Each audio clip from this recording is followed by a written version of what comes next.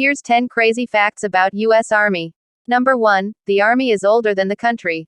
The measure to create a unified Continental Army, to be led by George Washington, was passed by the Second Continental Congress on June 14, 1775.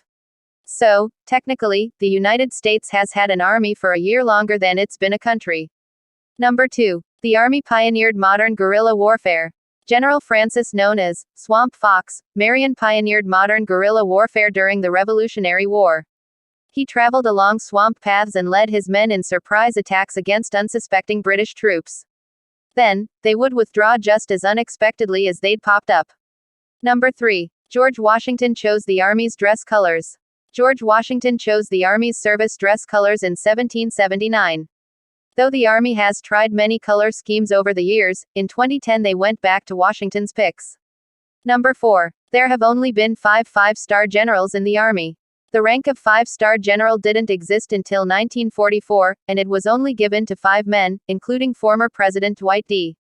Eisenhower. The ranks were retired in 1981, when the last surviving five-star general, Omar Bradley, died.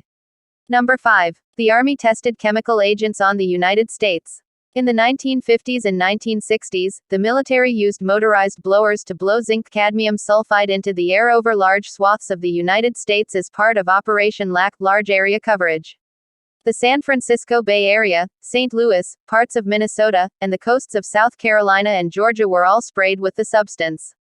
Zinc cadmium sulfide was used because it's a fluorescent, and the military was researching potential dispersion of chemical and biological weapons. Number 6. The Air Force was part of the Army until 1946. Until 1947, the Air Force was the Army Air Corps. The National Security Act of 1947 turned it into its own separate branch of the armed forces. Number 7. The Army has a special unit of skeptics.